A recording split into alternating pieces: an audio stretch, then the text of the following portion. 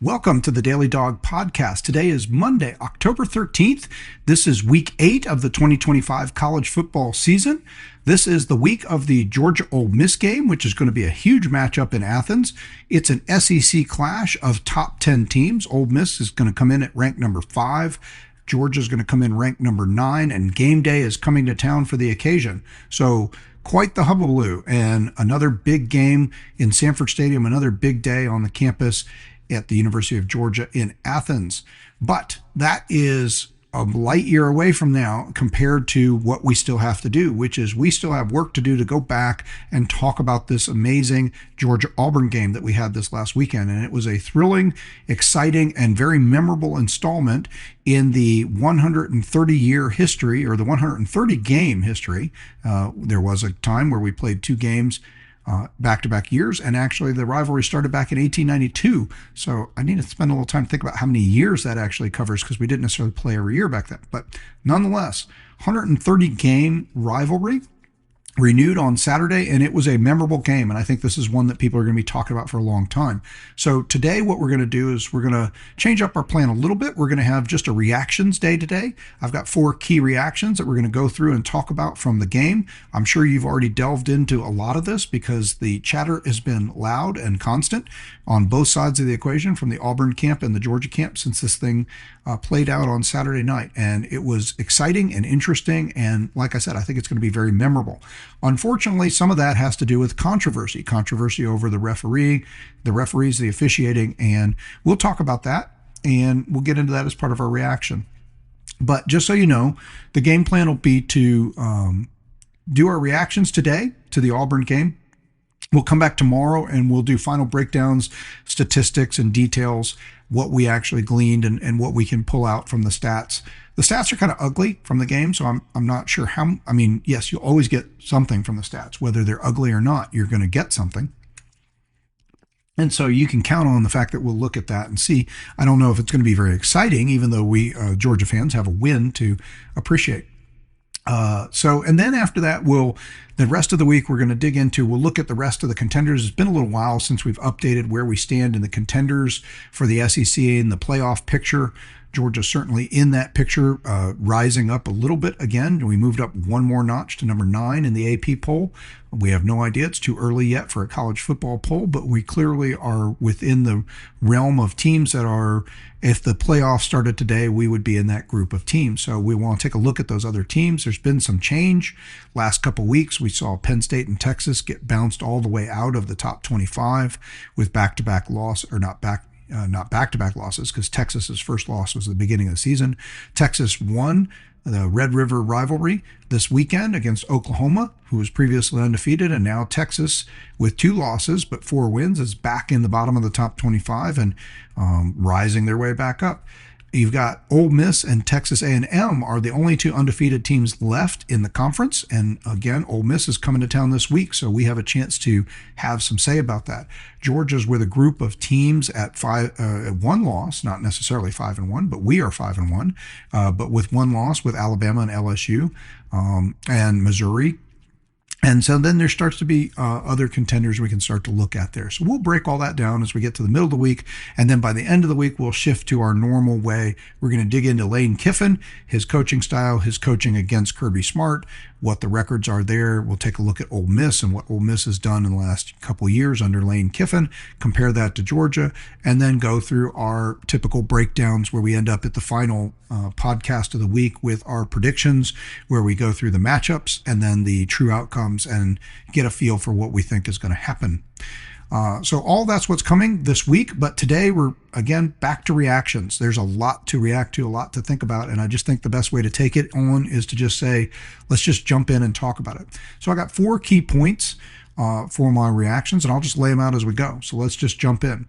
Reaction number 1, rivalry back on. Okay, I know I alluded to or made mention that some people think that this rivalry was losing some juice. And I think one of the things you got from me, my personal experience, my sense of history of the Georgia football program, the history of the Auburn football program, the SEC in general, this is a rivalry that's too big to lose steam. This is too important, and there's too much both respect and I think hate is too strong a word, like I was talking about. I mean, we call the Georgia Tech rivalry clean old fashioned hate, and there's clearly hate between Auburn and Alabama.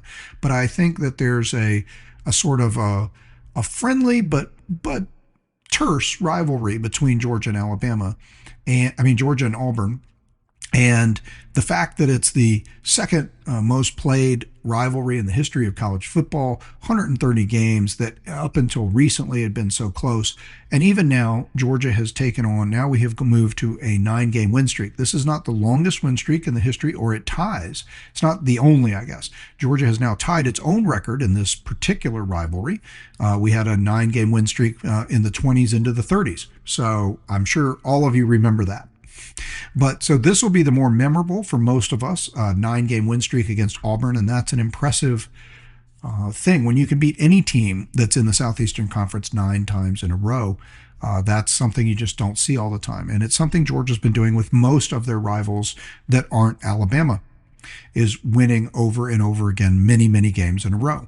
And we've seen that, and we'll keep seeing that. We'll talk about it more and more. Like when we get to the Florida rival, we'll take a look at where that is. That one's a little bit different. Georgia has definitely turned the tables there, but Florida had the upper hand. Florida had a run, much like what Auburn, what Auburn is suffering at the hands of Georgia now.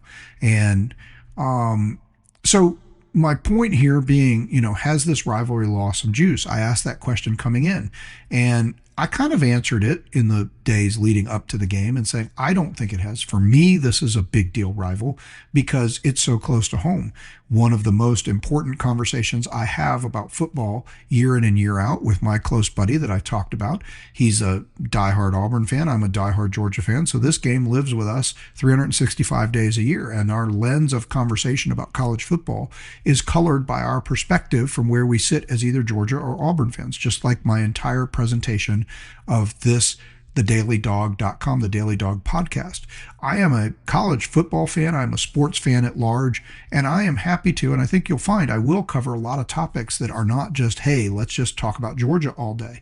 And I hope to bring other fans, other SEC fans, and maybe fans of other teams around the country into this podcast. For now, this is the Daily Dawg. Maybe we'll open up another version of the podcast that's a national or more broadly interested version.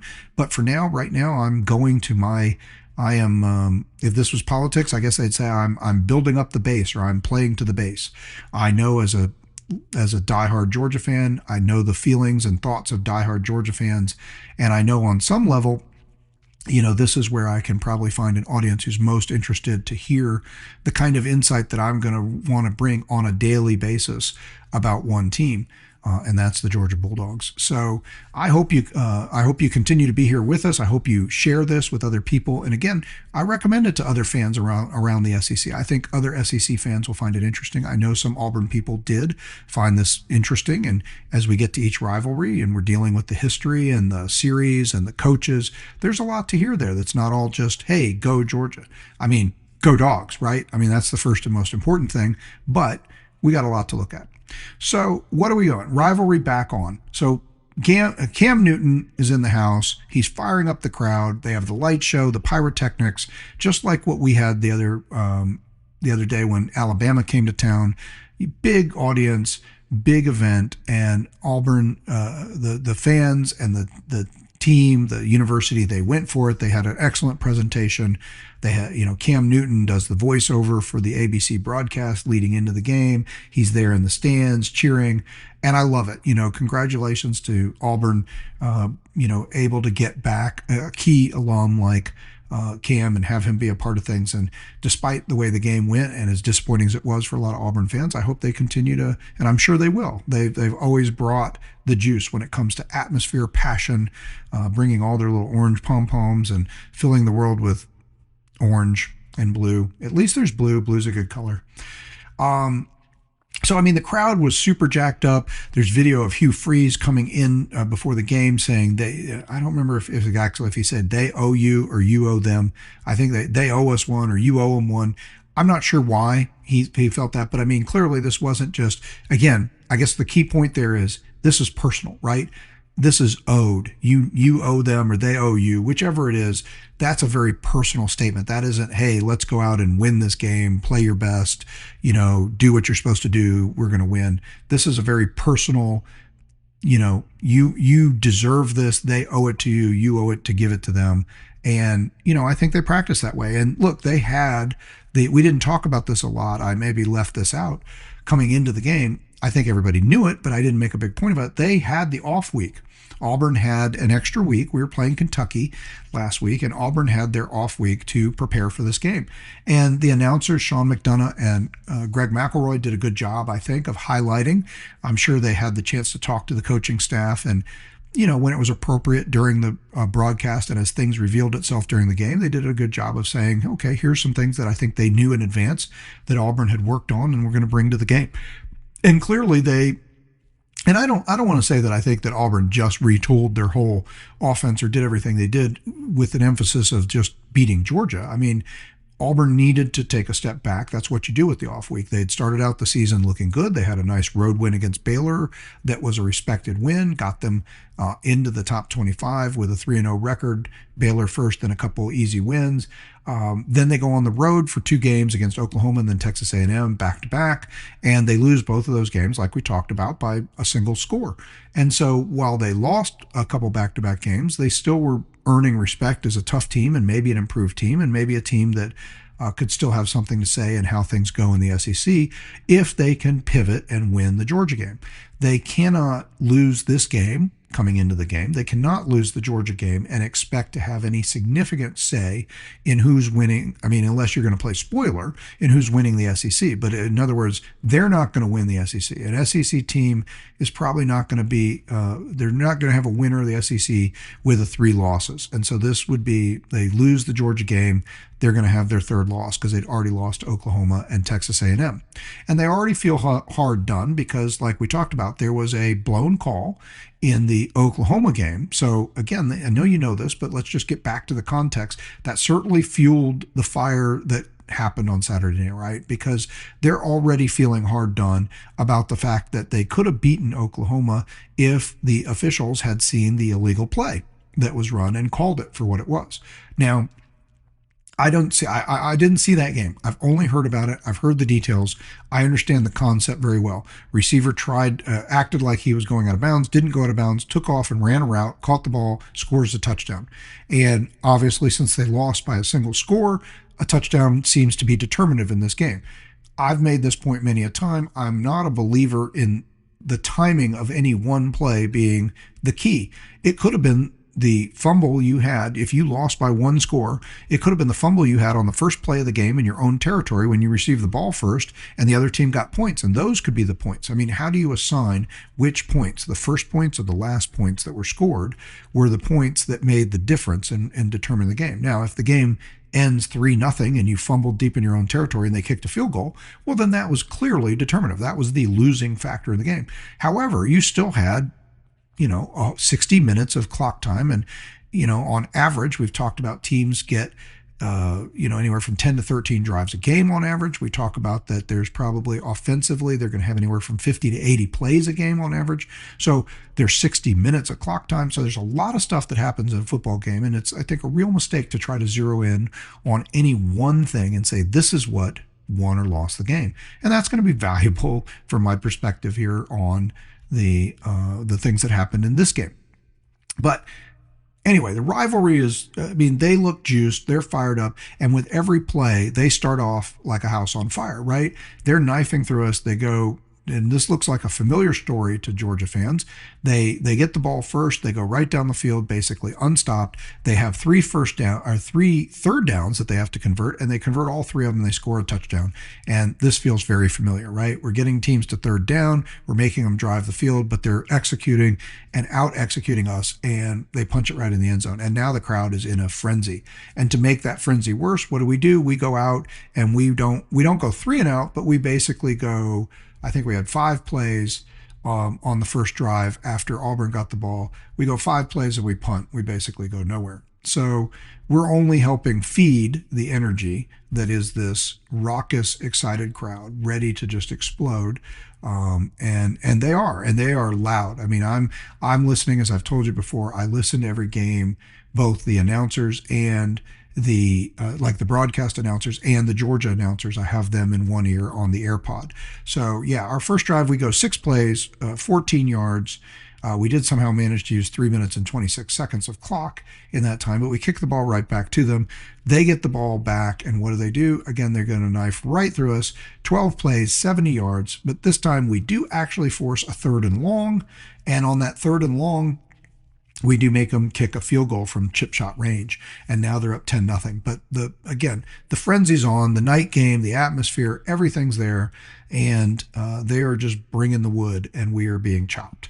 And that's how this game starts off.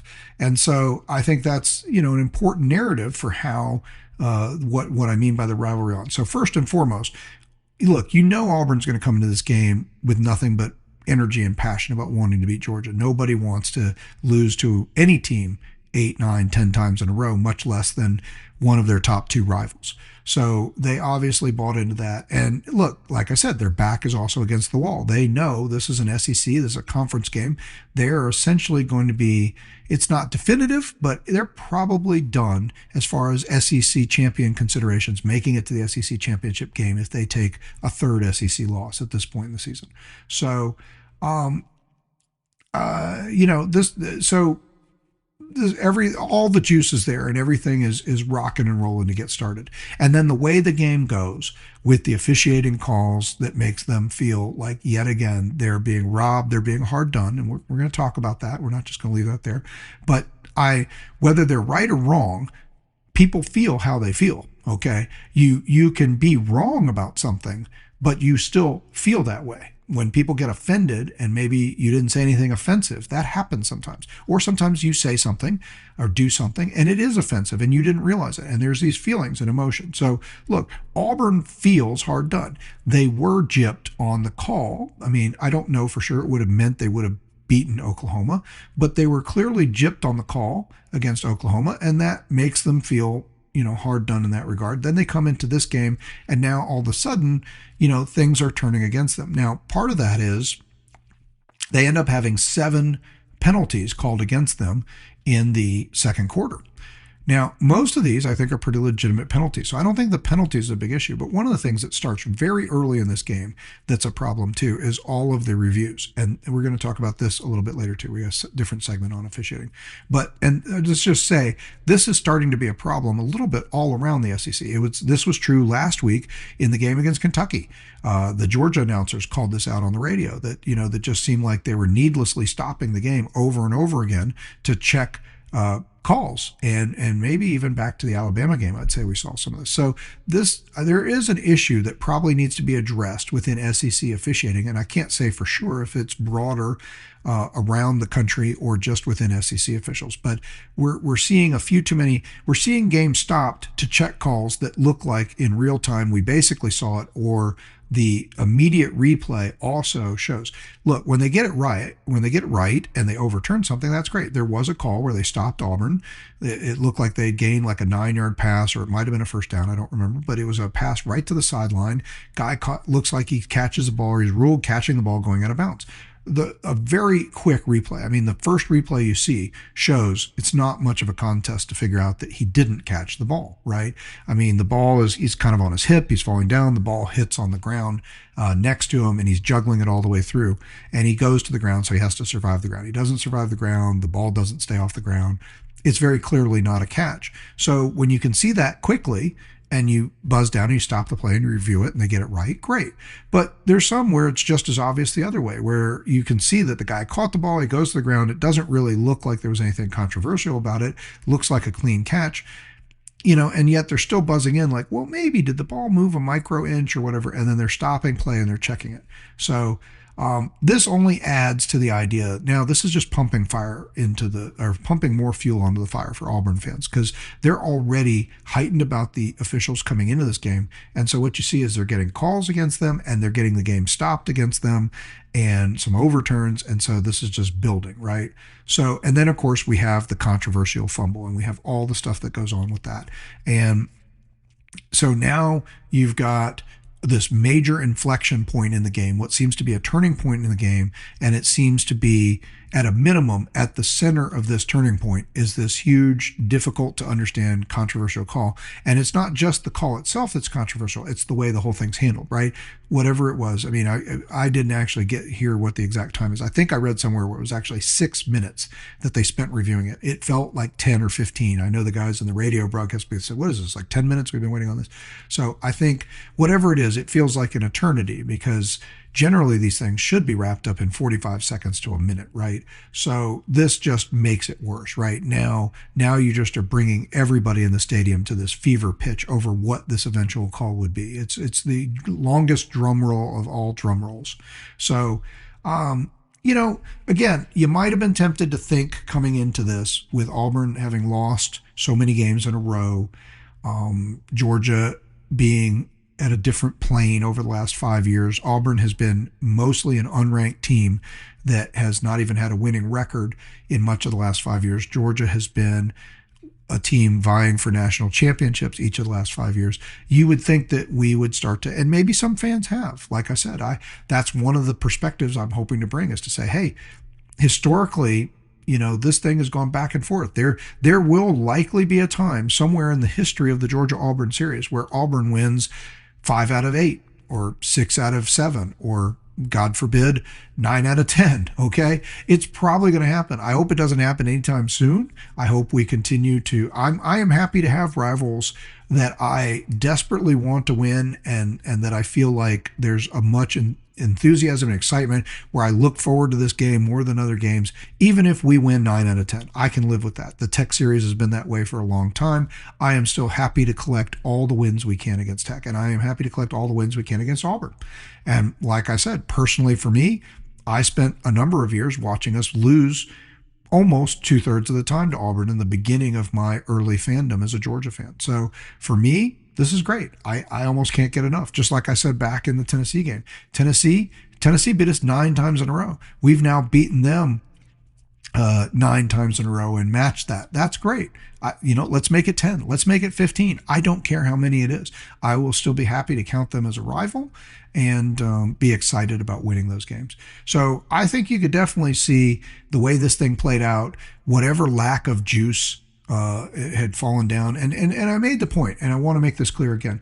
I don't think it's just, if there is a lack of juice coming into this last week's game in the rivalry, it was not because it's not just because Auburn has not been able to win at a high level lately. It's also, I think, in part because the way scheduling has gone in the SEC, this game got moved out of its traditional second to last game in November slot. For Georgia, the Auburn game was almost always the second to last game. So we either had Auburn and then an off week and then Georgia Tech, or Auburn and Georgia Tech on back-to-back weeks. And then Auburn, in much the same fashion, playing their in-state rival, they played us, and then they either had an off week and then played Alabama, or they had no off week and it was Georgia and Alabama back-to-back. And I will say, as part of the rivalry, here's something I didn't point out. I think this has taken a little luster off the rivalry, because even if you're Auburn and you're 6-6 on the season, if you beat number 1 and undefeated Georgia and ruin their chances of making the whatever, right, then wow, that's great. I mean, that's just extra pep in your step. It gives a little something special to an otherwise mundane season. This is part of why rivalries matter. This is why rivalries are so exciting in college football, right? Is that you have a chance to not just focus on, did we win a championship? No. Okay, well, so much for that season. And most teams don't win championships, right? Only one team is going to be national champion this year. There's 134 FBS teams. Only one team will be SEC champion this year. There's 16 SEC teams. So the lion's share of SEC championships have gone to, Georgia, Alabama, LSU, not Kentucky, LSU, Auburn, and Florida. Okay, those teams have won more SEC championships by far than all the other teams combined. That batch, and of course that's almost half the team, so I guess that's obvious. But nonetheless, those teams have won a ton of SEC championships. It's still, there are these individual rivalries, and Kentucky or Vanderbilt can tell you that if they can beat Tennessee or beat Tennessee, Kentucky, I think at one point was, or Vanderbilt, one or other, I have to look this up, probably had beaten recently Tennessee 2 or 3 times in a row. This is like the most exciting thing they could imagine. They're not even thinking about championships. They're not even thinking about SEC championships.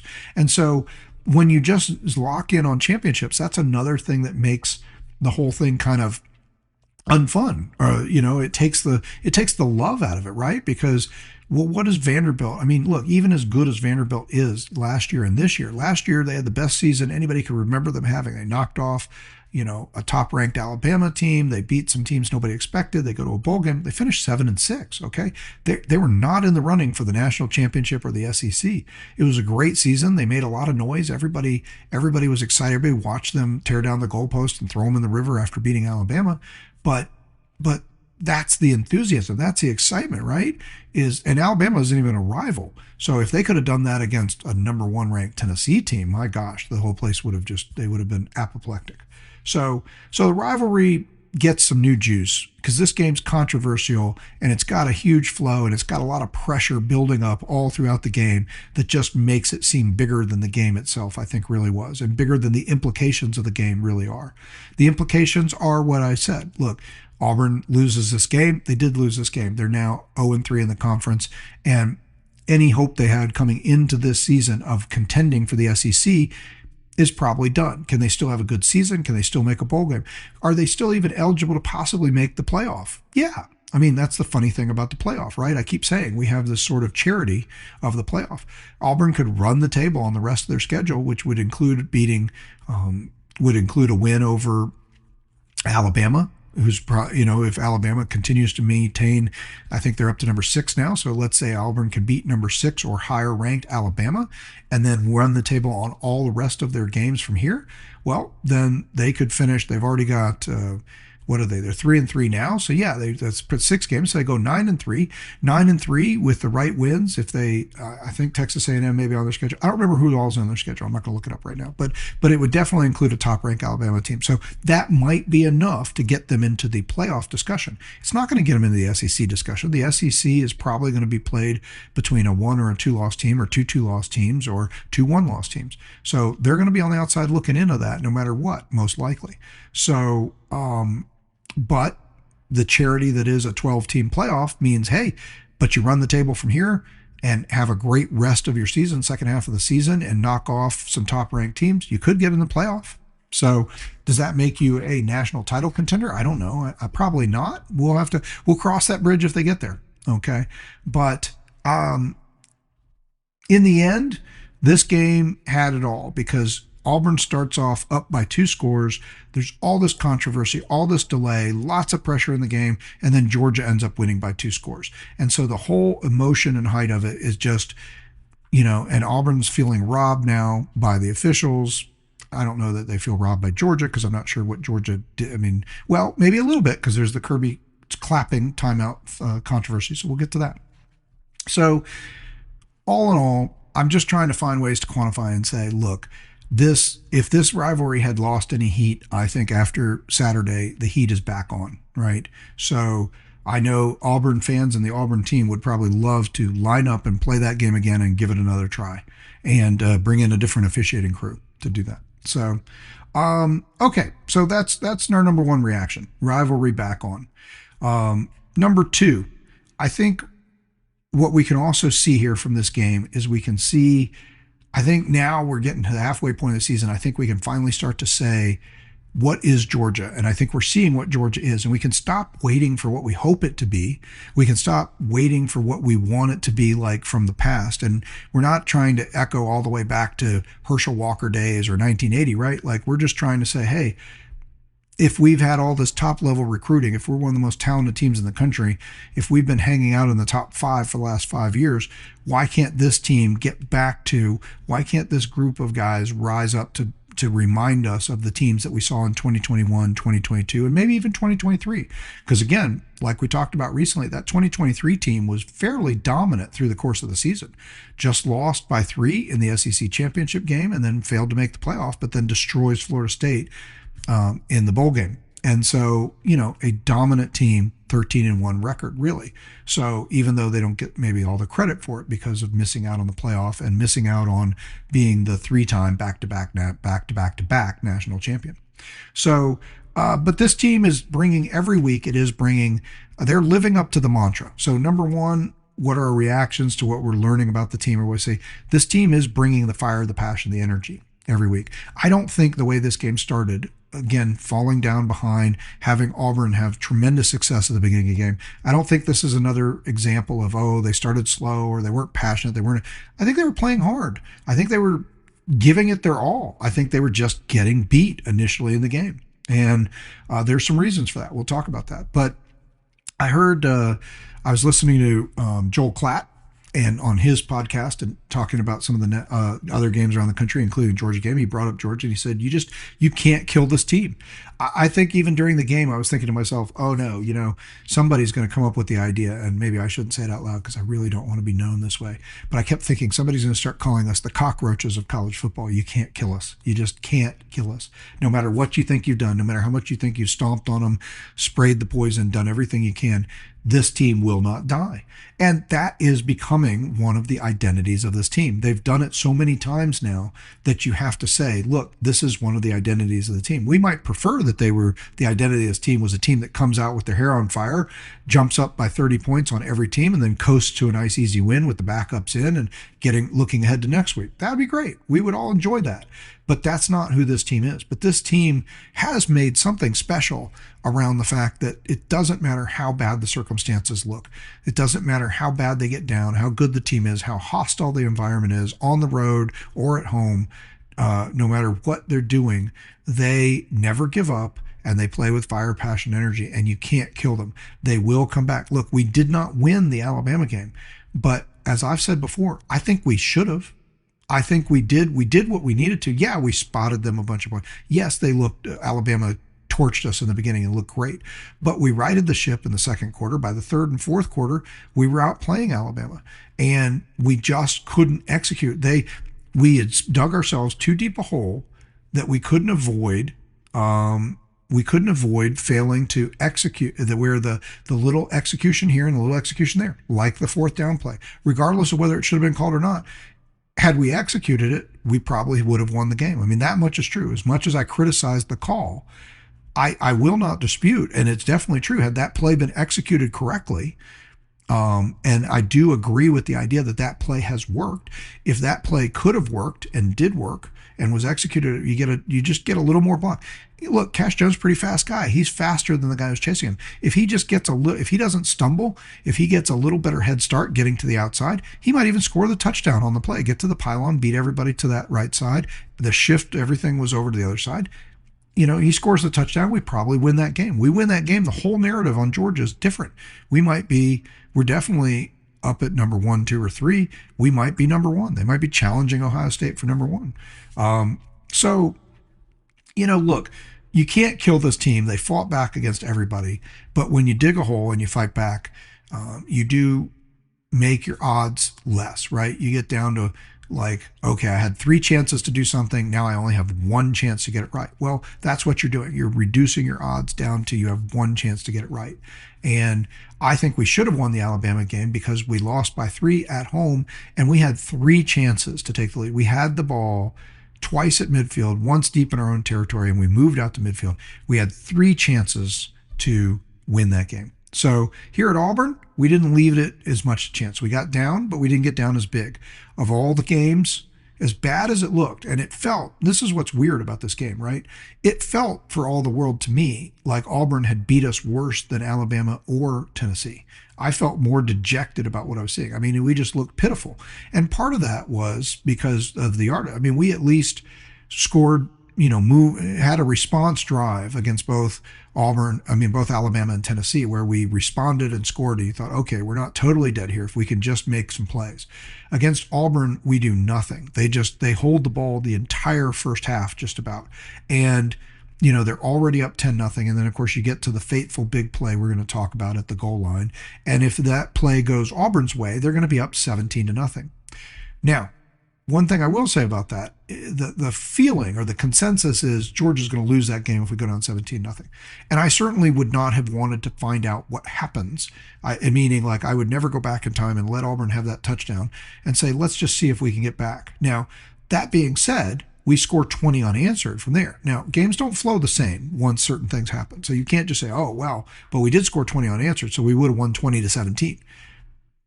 Okay, you can't say that, but you also can't say we didn't or we wouldn't. I mean, you don't know what it would have done to the psyche of the team, but the way the team played from there, the way they shut Auburn down and the way they scored, they could have possibly stuffed Auburn from that moment on, just like they did. Like nothing else might have changed. It might have been true that Auburn will fail to convert a third down from that moment on after that play. And Georgia continues to improve offensively as the game goes on and gets stronger. And Georgia might have put up 20, 23, 27 points against a team in Auburn that did nothing, that scored 17 in the first half and nothing in the second. So it's not a given that Georgia loses the game, is what I'm trying to say. If Auburn gets that touchdown and goes up 17-0, it definitely makes the statistical chances seem much less. And it's a much harder road to get back on top of, right? So, and then there is just the part about emotion. How can you deal with the emotion? But one thing I can say, and I'm just now saying, look, I don't think this team would have reacted any different to being down 17-0 than they were down 10-0. So, a couple other things. One of the things I was really impressed by, again, heart of this team, Raylan Wilson and C.J. Allen on this play, again, on the controversial play. Skip the controversy for a moment, talk about what's true.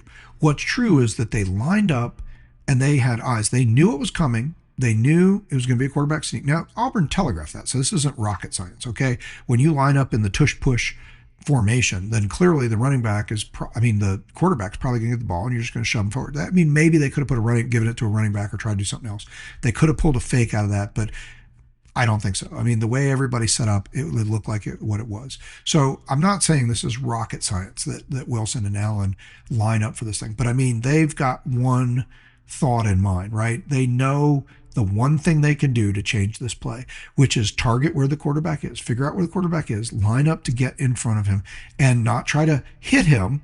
And I say this because I've seen this done so many times before. I see guys go out of their way on these goal line plays to just fly into the quarterback or the running back, whoever gets the ball, and make this huge collision with them. And then there's that collision, and then the ball carrier leans off of that collision and falls in. And when you only need 2 inches or an inch, just having a great collision is not going to do it. And the chances, even if you're super strong, the chances that you're going to run into a guy with momentum coming this way, where you're reacting, I'm going where he is, now I'm going to get in front of him, the chances that you're going to hold him to literally 0 inches of movement are never very good. And yet I see people try tackle by the foot, try to hit the guys.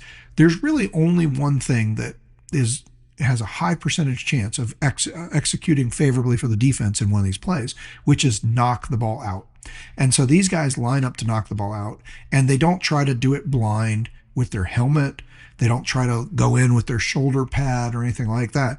They made balled up fist, and both of them go diving at the quarterback, at Jackson Arnold, Auburn's quarterback, with their fist pushing forward to punch the ball. They are targeting the ball to punch it out. Now, again, that's what you should do in this situation. I'm sure it's not rocket science to come up with that, but I have not always seen it done and executed like that. And they both end up doing it. It's literally a 1-2 punch. Okay, they literally, C.J. Allen's fist gets in there first, and Raylan Wilson's fist comes in right between it. And between the two of them, there's no chance that Jackson Arnold is holding on to that ball. They have obliterated his chance to hold on to the ball. We'll talk in a minute I'm sort of saving that for the end, just so you know, the discussion about the call, the fumble, and everything else. But look, what's undisputed on this play is that Jackson Arnold lost the ball. And he didn't just lose it because it was like, oh, didn't get a good grip on it. He lost the ball because it was punched out of his hand, and it was punched out of his hand by two players who had been beat. And this is my point. Goes back to the idea of we are learning who this Georgia team is. This is a team that is doing what they have been coached to do and what Kirby Smart talks about all the time, right? Which is you do your job, you make your play, you wash the play before, and you do the next play. These guys have been beat this whole first half. They're on the verge of going down 17-0. They have given up over 220 yards of offense to Auburn at this point when they're sitting there on the goal line, and they've been dominated. And yet they clearly, Allen and Wilson, come into this play with the belief they are not half-hearting this. They are giving this their all. They have identified where Jackson Arnold is. They've lined up with him. They both come diving in with fists pumped and ready to punch that ball out, and they make the play. Whether or not it was the play that the call got played right and he broke the plane or not doesn't matter in what I'm talking about. What matters is that these guys had not, at this point in the game, given up. They had not taken one step back. They are still trying to fight for the last very inch to make a difference. And whether or not it was the right call, they end up creating the turmoil. At a minimum, if they don't do this, we don't have the turmoil. If Jackson Arnold just dives over the pile and we hope the ball comes out or somebody just hits him and he doesn't make it, that wouldn't have been the case. He physically got plenty of put. It wasn't that our line did such a great job of stopping it. They did great. They tried, okay? But Auburn did what they needed to. Arnold, the guys behind him lifting him up, whatever, he physically, his whole upper body basically does end up in the end zone, and his arms and everything end up in the end zone. And had the ball not come loose, he absolutely would have been credited with the touchdown. And he might have lost the ball on his way on his own, but that's just hoping for some miracle. In this case, the guys took it into their hands. Literally, they used their hands and they punched the ball out. And it's indisputable that they punched the ball out and they made the play. They targeted that play and they made that play. Maybe I shouldn't use targeting because it means something else in this day of football now, right? But they put this specific effort into this play and they go for it and they make it happen. And whether the call was right or wrong, we can also say that if they didn't make that happen, we never even have the call. Arnold just leaps over the top, gets the touchdown, and Auburn's up 17-0. So this is, to me, an example of the resiliency, the fire, the passion, the energy, and the focus and the coaching and just the understanding of what the Georgia way is, which is to just keep playing every play. Play your hardest, do your job, do your assignment, and try to, if we keep winning plays one-on-one, wherever we are in the game, at some point, don't worry about the scoreboard, let's just see what happens, right? So I think that is really impressive. And look, yet again, as bad as it is, and we can all just, I'm going to set aside the frustration for the minute about why, I'm going to talk about it in a second, but I'm going to set aside frustration. And that's how I feel. Right now, I am too giddy. We logged another win, 9 in a row against Auburn. I love that they're in turmoil over this. It makes it more fun, right? Okay. I feel bad for them. I really do. I feel bad for my buddy. He went to the game and, he was there, sent me a happy picture in the beginning of the game, sent me a happy text midway through the first half, was, basically like, is it too bad that I'm gloating that we're pounding you guys and have over 200 yards offense? I'm like, nope, I would do that too. So, that's what we do. That's why these rivalries matter, right? When they're friends and family and when they're this close to you, this is what matters the most. The closer it is, the more it hits home. So this is a huge and important moment in this game. And it's definitely something that I think, I just think it shows that this team, never stops fighting. But also what I was trying to get at is, and we do make the adjustments, right? We would love, that's where I was going, I guess, was to say, look, we make the adjustments. I'd love that we didn't always have to, or I'd love it. Like I said, I made this point a game or two ago. I would love to see from a coaching point of view, Kirby and the staff figure out how to go back to, I think, where we were a few years ago, which is we come out and we play our game. And the worst case scenario is it's kind of like a neutral game for the first part. Like maybe it takes a little while before we find out what we can really do special to attack them and go beyond where the game is at that moment. In other words, make the adjustment. So maybe it's a 7-7 ball game. Maybe it's a 10-10 ball game at the half. Maybe it's 7-10, either team, right? Whichever. There's been some flow of the game and it's a close game, and we're playing our game and we're feeling them out and we see what they're trying to do. We've adjusted to that. Now we're going to make the adjustments and we just put them away in the second half. I can live with that. If that is a coaching style, and there's a lot of logic to that and it makes a lot of sense. So maybe you're not just kind of trying to come out and come up with this fancy game plan every week to come out with a bunch of new stuff and see if you can catch them off guard, and then you have to go back to being something different. There's something to be saying for just doing what you do and doing it well and focusing on it and not distracting from that. I can see that. But right now, the results that have been frustrating a lot of last season and this season have been that we keep falling down behind. We've only, the Kentucky game was the first time in forever we've led a Power 4 team at the halftime. So, and here's another one where even with all the controversy of what happens, we go to halftime, we're down 10-3. We're down 10-0 in the first half, and we could have been down 17-0 very easily in this game. So this is another bad start, but this is something that this team has become. This is the team, though, that with the mantra of you can't kill them, you got to hand it to the coaches and the players that whether it's just upping the level of execution, sticking with the same game plan and improving the execution, whether it's making adjustments, whatever it is, the turnaround that we've been able to execute in these games, all of them, the Tennessee game, the Alabama game, and now the Auburn game, are all pretty stunning. I mean, they are, it's just a shocking, and it does, I will say one thing, it's got to, I hate that teams probably feel like they can take a big shot early and try to, and they feel like there's something there to take that shot, and I'm seeing coaches coach to that. So, but what I also do think has to be a little daunting is when you're coaching and you say, we can take our shot and we can get up 21-7, 14-0, 10-0. You're not going to put them away. And in fact, you might end up losing by double digits. Tennessee could have lost by double digits. I made that point a bunch of times. We were this close from just kind of blowing past them in the second half. To their credit, they fought back and they made it an overtime game. But we really could have just taken that away from them.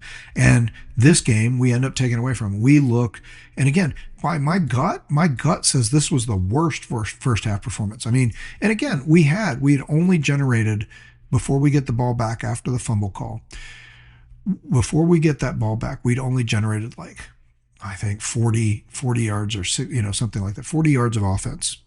Basically what Auburn does in the entire second half. We'd only generated that. We finished the first half with 78 yards of offense and the 3 points. And so it's an 88-yard drive, but some of that was not offense. We generated some of that was penalties. So long story short, we've only, the turnaround is profound. But this felt like the worst of the games in the first half. And it just felt like we were so far from turning this thing around. There was just nothing when Auburn was at the goal line trying to go up 17-0. There was nothing at that moment that would make you think any turnaround is coming. This feels like a game that is insurmountably going the wrong way. You just hope that it could be not so bad and maybe we could get back in a little and see what's happening. I'll be honest. I'm still thinking, I haven't given up. I think we can win every game. I've come to believe in this team and I'm getting more belief, and that's who I'm identifying as this is our team. This is the team that doesn't give up, that you can't kill. But I will admit that my real thinking as a fan at that time is like, I just hope we can try to force them to a field goal here. And if we can just get something going, then maybe there's a chance. I'm not thinking, we got them. We got them right where we want them. They're in third down. We stuff this play here, make a fumble, we get the ball back. We're going to win this thing going away. I mean, that's what ends up happening. That's not what I'm thinking is happening at that moment. And I'll just tell you the honest truth. And the other thing is, I've talked about looking for Well, I'll say it this way. Another thing that I think comes from that is one of the things that we'll talk about as we look at those other teams around the country and we're comparing ourselves as a playoff team. One of the things that I think is burnishing our playoff credentials, despite these close games that maybe shouldn't be so close, you could argue. I mean, although the line on this was always a 3.5, 4.5 point game, so nobody thought we were going to just walk into Jordan Hare Stadium and kick them around. I mean, we actually cover in this game for the second time in a row. We covered against Kentucky for the first time in a while. We cover in this game. We win by 10. The line was, depending on where you picked it, it was at 3.5 or 4.5. So this ends up being a cover game. And so in the end, it doesn't look good for a while, but we actually exceed expectations if you look at it that way. So, but my idea about playoff credentials, burnishing playoff credentials, you say, well, how did you do that in a game like this where you look so bad in the first half? Well, part of what comes with that, you can't kill us, is that it's also that this team finds a way, that this team always has an answer, and we do have enough tools to have all the answers. Some teams will have to scheme around the fact that their defense is always going to give up 400 yards and 30 points, and they're going to have to scheme enough offense around that to make it work. Some teams are going to have to scheme around the idea that they don't have very good special teams. They don't have good coverage on their kick teams. They don't have a great kicker. They don't have a great punter. They're going to have to do what they can to work around the fact that they're going to give up ground on special teams. Some teams are going to give up ground on defense. I mean, on offense. Just nothing that they do is going to make them put 40 points on the board. Their typical offensive output's going to be 300, 350 yards, and 20 something points. And I think Auburn may be that team. We may be seeing that in Auburn, a team with a legitimate SEC defense, good overall skill around the team, but for whatever reason, they are becoming a team that they're in the bottom third of the SEC in offense in yards per play, and points scored, and they're not even averaging 30 points a game.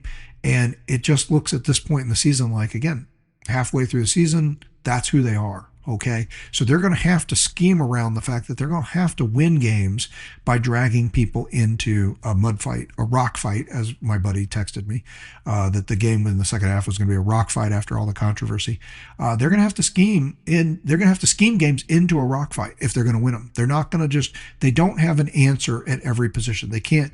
And I think Georgia does. I think we can. We've seen, look, Tennessee, we put up 500 yards offense. You want us to throw through the air? We can throw through the air. You want us to run? We can run. We need to put up 40 points, 500 yards. We can do that.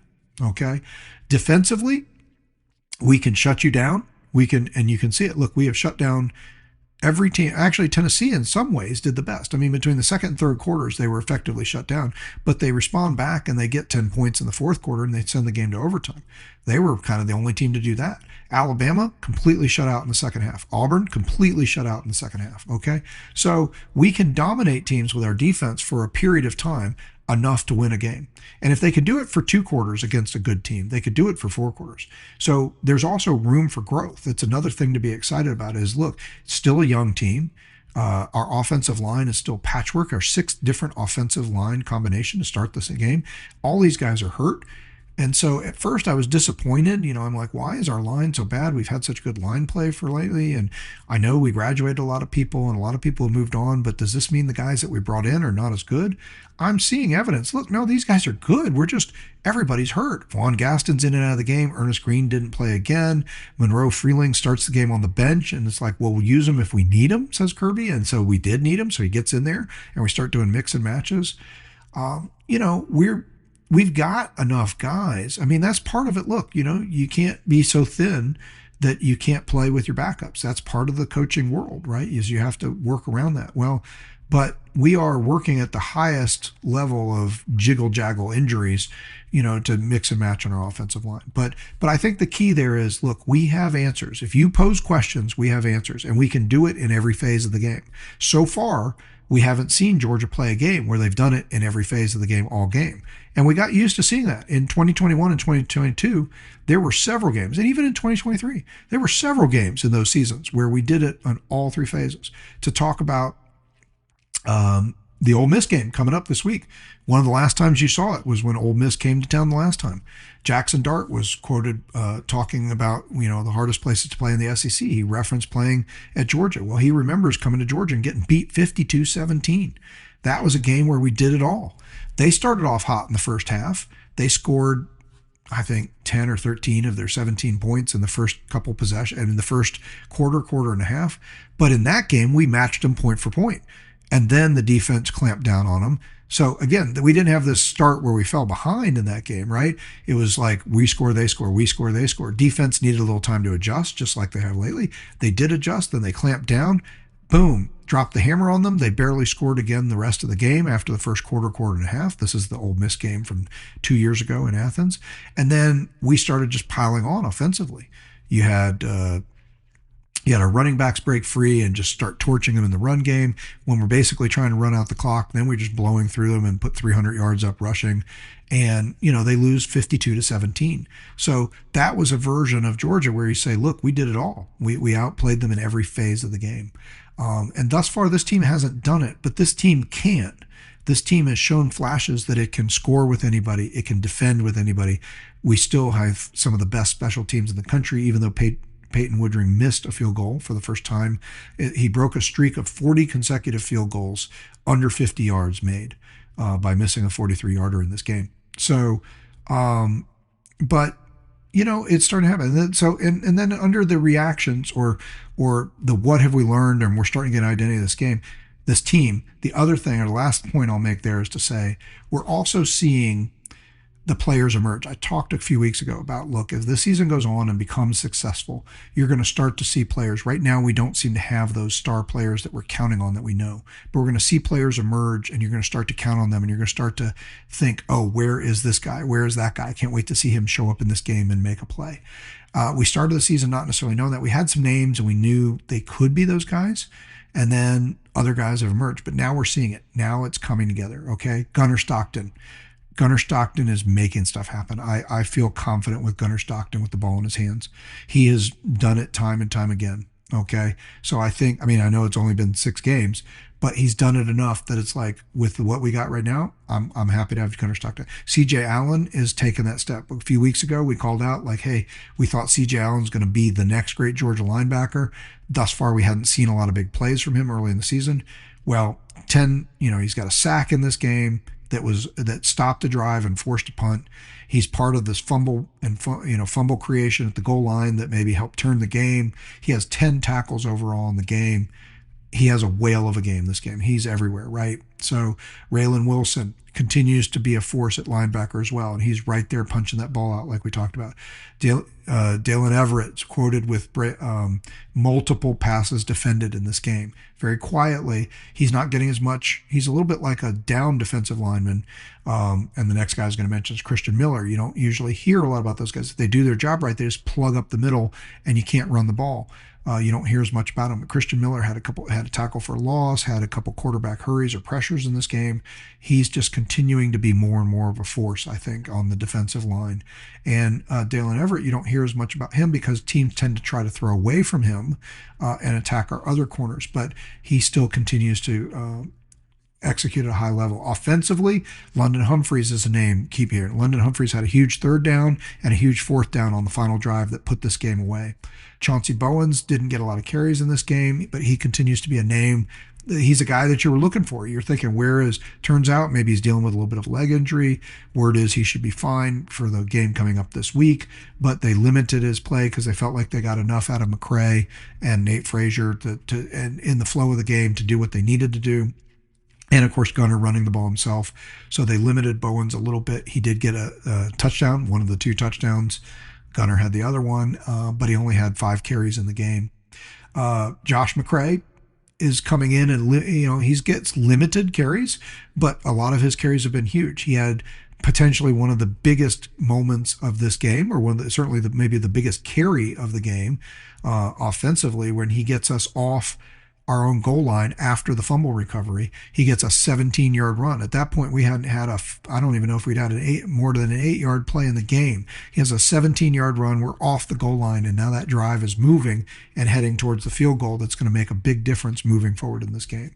So Nate Frazier had the fumble problems early, but we know he's got star potential, and he's continuing to get tough yards, both catching and running the ball traditionally. And then Zachariah Branch, just a stud. Zachariah Branch ends up with 9 catches in this game, I think for only like 57 yards. I mean, he worked his tail off, but he was a baller in this game, and he made a ton of difference. I think he had 3 catches in a row at one point of one of the key drives in this game. So again, this team is developing an identity. You can't kill them. They have answers. They never give up. They play with fire, passion, energy, and we're starting to see some stars emerge. So that's a reaction that I get from this game, and that's a reaction I get to midway through the season. So next thing is I'll just go back to my predictions, not to overtoot my own horn, but I do need to tell you what I've told you before and then kind of recap it, because that's my credentials, right? I mean, why am I here? Who am I? What do I matter? I mean, I'm a Georgia fan. You're a Georgia fan. Why should you listen to me? Why should you recommend me to other people? Why should people come here and listen to me? Well, one of the things is I try to give some predictions and give some, and again, my predictions, I don't try to just be like, okay, I think Georgia wins by 3 touchdowns. I got a good feeling about this one, and here's your bet. I'm not interested in betting. I talk about the line like we've talked about before, just for context on the game.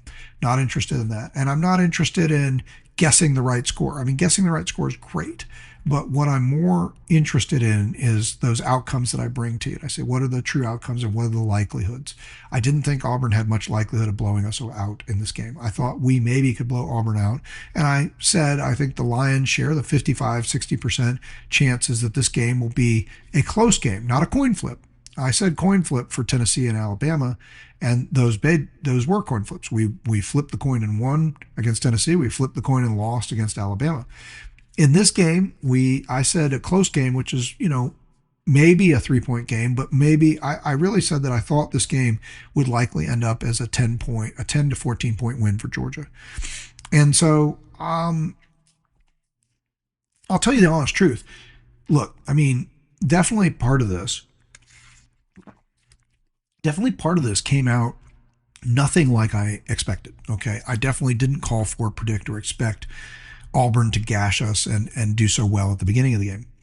Although I will say that I did bring the point that Hugh Freeze is a good coach and he's a smart coach, and I didn't specifically reference the off week, but I did say, look, he's a good enough coach that he's going to look at what we do and what Georgia is expected to do to start most games, both offensively and defensively, and especially offensively.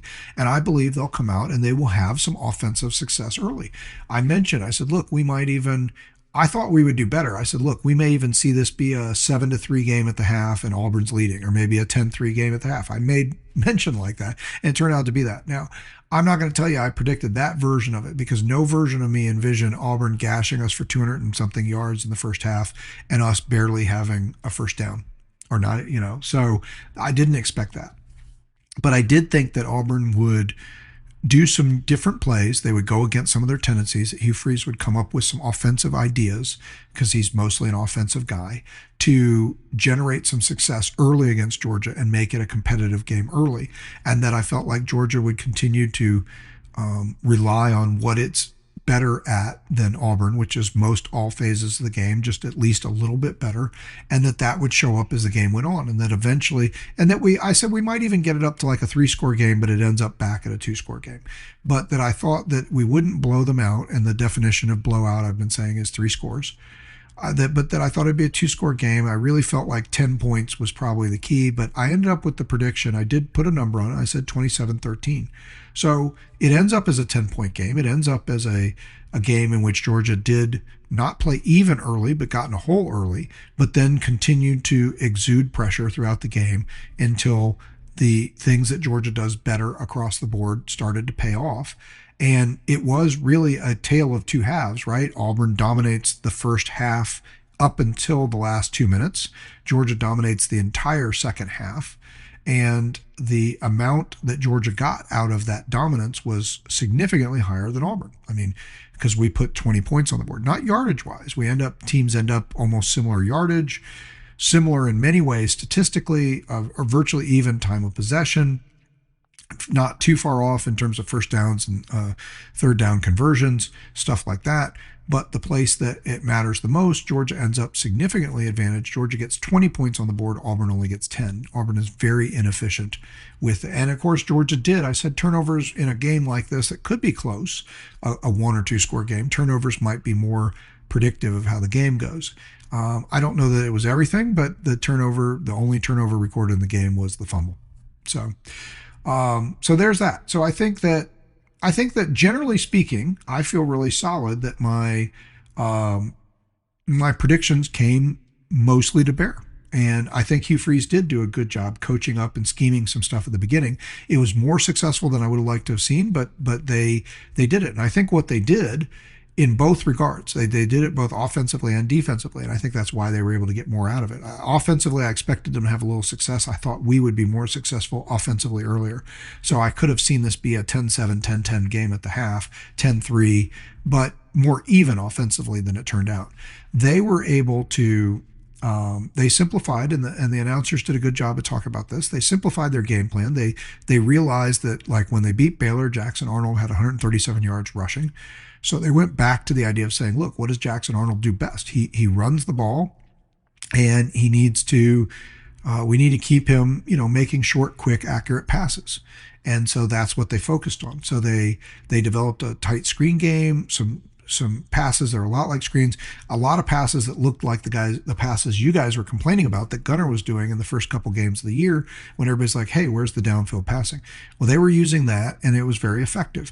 And they generated a lot of runs. We actually lost. I talked a lot about run offense and defense this year and getting back on top of winning the run game in both phases, that Georgia has been losing that edge, and that we've done a really good job coming into this game, averaging over 200 yards a game rushing, holding teams to under 100 yards a game rushing.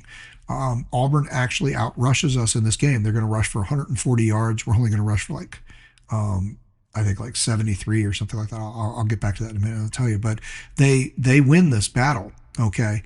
Now, again, they put in some special plays at the beginning of the game to get some value out of this, and these are not plays that'll keep working typically over and over again. So they get some of their bigger runs early in the game off some wide receiver, like jet sweeps and handoffs to the wide receiver where they get to the outside. And they focused on getting to the outside, and then they also utilize those screen passes and quick passes to get to the outside. And then Jackson Arnold also was very successful running the ball. He finishes with like 55 yards in the game. Their running back, who's a solid SEC running back, Cobb, he also gets close to about 50 yards in the game. And they do a good job early in the game. Cobb doesn't get a ton of yards. He's got about a 4-something yard per carry average. Arnold hurt us more, especially with the 27-yard run on 3rd and long that allowed them to get to the goal line before the controversial play. And again, they made a lot of hay with those wide receiver plays that were run game plays, but wide receiver plays. So they did put some wrinkles in, and they caught us off guard, and they used their best plays, and that helped them grind out time, clock, yardage, and really feel like they dominated the game. The downside for them is they used almost 21 minutes of possession in the first half, and they only generated the 10 points. And frankly, even if they scored the touchdown, look, that's a coin flip play. I keep talking about coin flip moments. That's a coin flip moment, right? Whether you believe that the ball was correctly called the fumble or not, it was just as likely a play to result in a touchdown. That there's no fumble, he dives in the end zone, they get the touchdown. And if that's the case, they go up 17-0. But even 17-0 doesn't feel as dominant. I mean, we have seen our Georgia team in the last 5 years have games in the first half where they dominated like Auburn dominated us, and we led 31-0 at the half, 28-0 at the half, 28-3, 24-3, 28-7. These are scores that have all been halftime scores when Georgia did get out to a hot start and dominate. Auburn dominated this game, and even if they get that touchdown, it's only going to be 17-0. And that's not enough out of what they did there. I mean, that's one of the reasons they're going to ultimately lose this game. Whether the fumble happens or not, they have put themselves in a position where they used so much time on the possession that they had. And once they settled for the first field goal, they were largely, the best they could have gotten out of what they did basically was 21. They scored on they even if they'd scored on 3 of the 4 possessions they had in the first half, then they could have been up 21-0. I don't even think that's enough. I mean, I think you think that Georgia could possibly, we've shown the ability, and we did do it in this game. We could stone you for an entire half and then start scoring ourselves. So I would not want to rely on beating Georgia on just 21 points spotted. I mean, it's a great start, but they needed more complementary effort. Their defense had done a good job of shutting us down initially, making us get a couple early short drives or 3 and outs, and that allowed them to dominate that time of possession and yardage and get that yardage up there. But without getting any turnovers from us, getting any cheap and easy plays, we didn't help them any more than them just out executing us in the beginning, and that made a big difference too, because sometimes that's where some of those Georgia games I was just talking about, 28-7 at the half, a lot of those involved a turnover deep in the other team's territory. You get an extra possession. That extra possession you turn into a touchdown, and now you stretch out a bigger lead, right? And you just are really dominating that game. So 17-0 is probably not even going to be enough, I think. I mean, not enough to ensure that they're not in a dogfight in the second half. Maybe it would have been enough to ensure that if they just get a drive here or there where they score in the second half, they could have played keep away. But it's not enough to put you, you'd certainly rather be up 17-0 than not, right? But I just think the way this Georgia team's played, the downside for them was that they used so much of their special plays and wrinkles that they added to the game and so much time in the first half executing their game plan that they just didn't give themselves enough chance to actually separate in the game. It's still probably a good choice, right? They're probably better off not playing defense for as long as they did, but they weren't able to sustain it. So, okay. Also defensively, I guess I want to say the other adjustment they seemed to do that seemed very effective is they also seemed to recognize that our game was going to be based a lot, or our success on offense, which I thought we would do better at the beginning on offense, that they wanted to stone us up front, that to use their very physical defensive line to prevent our run game as much as possible. And they were very successful at that. They held us under 100 yards for the first time this year, and while gaining 140 themselves. So they won that battle. And they were also very successful at taking away our short passing game. They watched and clearly saw that we love those short passes, the quick outs, and they were ready for those, and those consistently where we tried to start drives, get a few yards, and get going. That's sort of a hallmark of this offense. It can score and it can go downfield, but the first and foremost thing that we seem to do is just make sure that we're gaining yards, right? Get 3, 4, 5 yards on a first down short pass, a pass at the line, and give Zachariah Branch a play on the outside. And most of the time he gets 3 to 5 to 7 yards.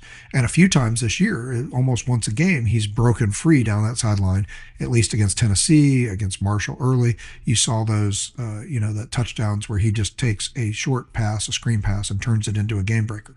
So that's a big hallmark of our offense. And Auburn brought the physicality, and they were juiced after the off week, and they were ready for our run game, and they were ready for the short passing game.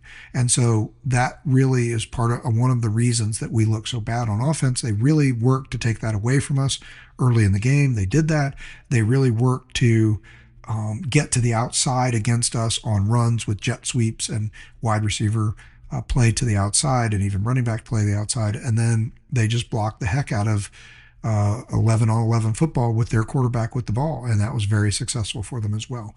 And once we made the adjustments to those, once they used those plays and we made the adjustments, though, they had a hard time finding regular offense from there. So, okay. That's we'll get do a little bit more on that tomorrow as we do breakdown. Getting towards the end of the time I want to spend on this today. So let's do the officiating thing now. Okay. First of all, we can all agree the officiating was terrible. Okay. This is an embarrassment to the SEC. Absolutely. They need to do something. I hate to call people out. I hate to be so ugly towards the officials. I'm sure they mean well, and I'm sure they're trying hard, but This was terrible. And again, first foremost, I think all of these stoppages for reviews, the review process needs to be quicker at looking at the play. And if it looks like it wasn't needed to be reviewed, then don't review it. But stopping the play, and yeah, they got a couple right. Like the one I mentioned, there was at least one Auburn play that was called like a 9-yard catch out of bounds that wasn't a catch, and they got it right. But stopping and confirming all of these plays sometimes is just too much hurting the momentum. Whoever, and again, I can see why Auburn would feel hard done by that, because they start this game with all the momentum. So you keep stopping the play. It's like you're giving the team that's getting their butt kicked extra timeouts. Like, oh, you guys are getting your butt kicked. What if we give you 5 extra timeouts to go with the 3 you already had, right? And I know the timeout's going to be another controversy, but well, I'm coming to that in just a minute. But that's what it would feel like if you're the fan of the other team, right? Is that the other team, and it doesn't matter whether when they have offense or they have defense, which side's getting the ball. When you have as much momentum as Auburn had in the first half, those timeouts feel like they're helping the team that needs to take a break and a breather and get back on track. So I think the stoppages of play over and over again, too much. That was bad. Okay. And then let's take apart the Kirby timeout thing first, because I honestly don't know what to say about this. I'm not going to defend Kirby on this. I don't know. I will say he said, check the replay, read my lips. You can see I'm saying it. And it's true. As he's getting up to doing his little weird motion and he gets close to the official and the official's already called timeout, he's standing there and he is saying they're clapping. They're clapping. You can see him saying that. So it is true that he was yelling about their clapping. I does look for all the world like he's doing this, and it doesn't look like he's simulating clapping, but I don't know what he is doing. I mean, what is the actual thinking of what you think is happening in this moment? Okay. Is Kirby Smart got the mental jujitsu on the SEC officials so good that he can run down there? He thinks to himself, you know what? I'm going to call timeout. I have timeouts. I could call timeout. I have timeouts to use. This is like saying I'm going to trick you into spending your money instead of mine. Like, hey, why don't you buy me a cherry Coke? Why don't you buy me a milkshake at Chick-fil-A? And somehow I'm going to convince you I'm not going to spend my money. I'm going to get you to spend your money to buy me a milkshake. That's what we're hoping, or the controversy is sort of asking that's what Kirby Smart's doing here, right? Because you're saying Kirby Smart realizes his team's about to have a delay of game, and it's already 3rd and 9. So a delay of game is going to make it 3rd and 14. And this is a critical moment in the game. You lead the game 13-10, and there's still plenty of time left in this game. So it's a big moment in the game, right? So, but he's thinking, no, I'm not just going to use one of my timeouts. I don't want to do that. What I'm going to do is I'm going to run down and call timeout. And then as soon as the official grants me the timeout, I'm going to tell him this story about how I was not telling him timeout. I was telling him that the other team was clapping. And then I'm going to make him give me back the timeout, or make it an official's timeout, so I can get this play stopped so we don't get the 5-yard penalty, but I can do it without using one of my timeouts. Is that what Kirby is thinking in this moment? I mean, what is he thinking? What do you think if you're on the bandwagon of Kirby's cheating or Kirby's stealing a timeout?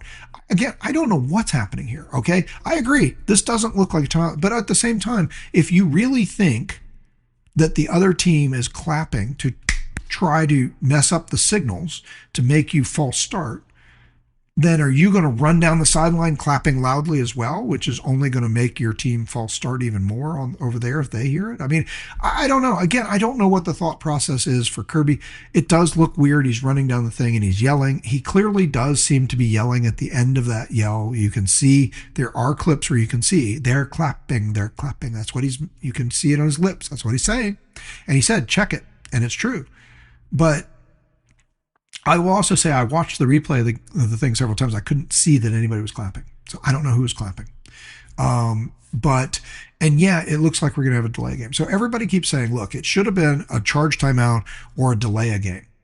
And that's fine. I'm okay with that too. If the ref had called the timeout and thought Kirby called the timeout, and Kirby goes over to him and says, so this is all on the ref. And I agree. The ref does a terrible job here because you can't do this.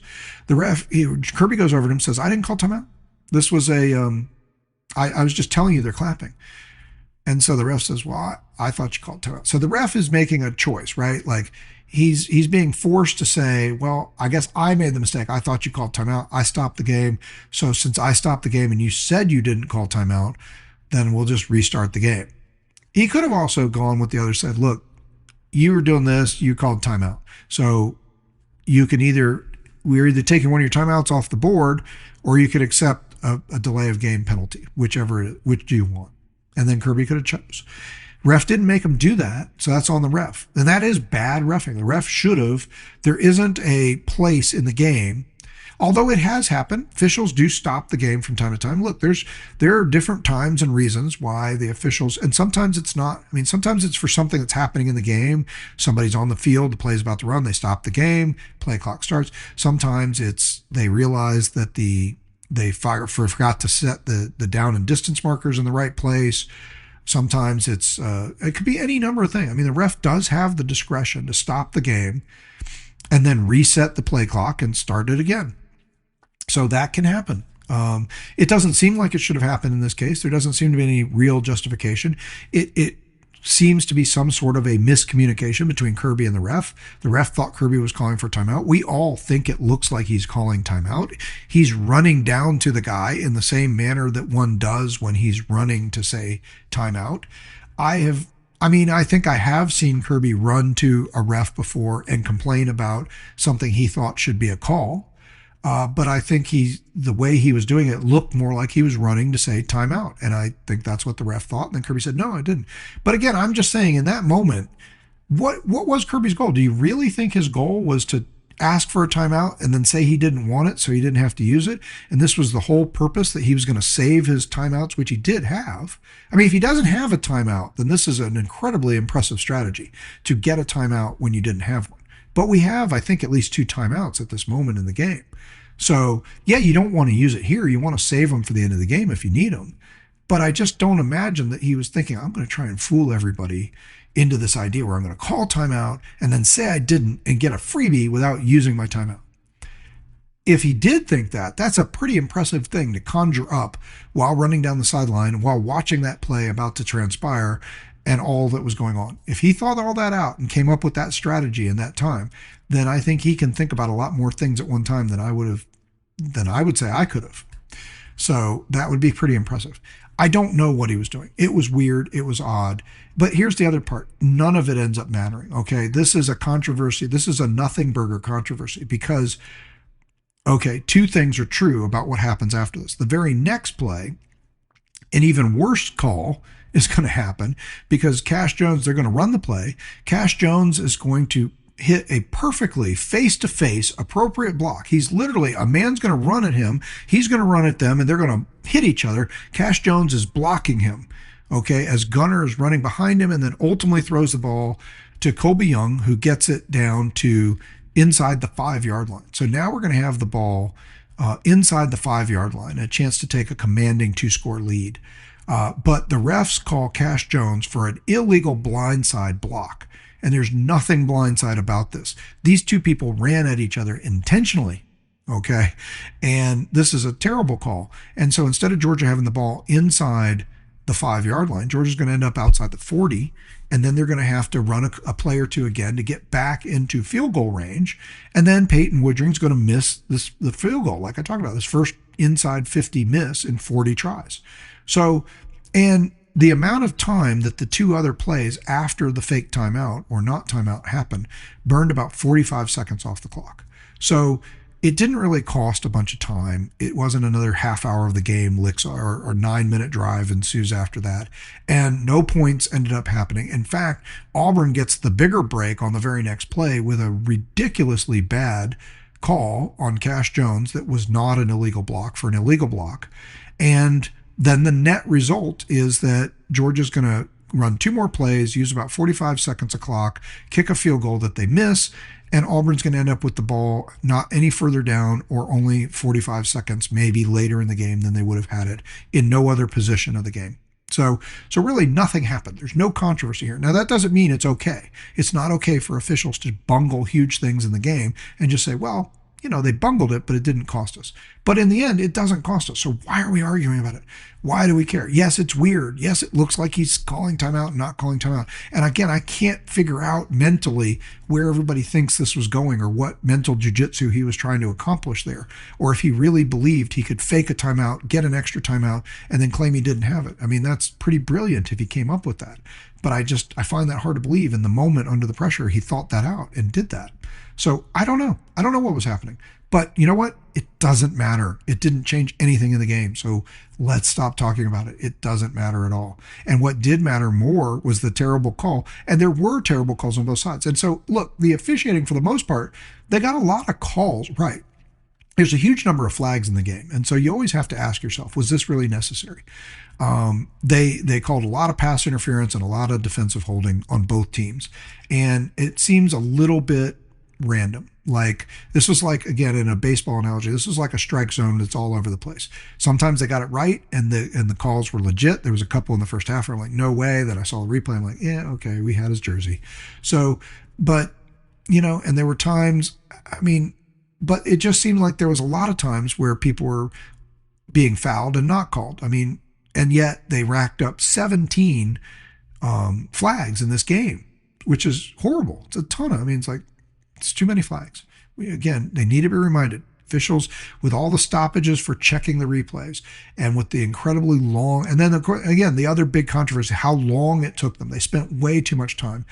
If the net conclusion was the call on the field was fumble, on the big fumble, and there's not enough evidence to overturn it, you can't keep looking at the shots that we saw over and over again for 6, 8, and 10 minutes to come to the conclusion that you can't come to a different conclusion.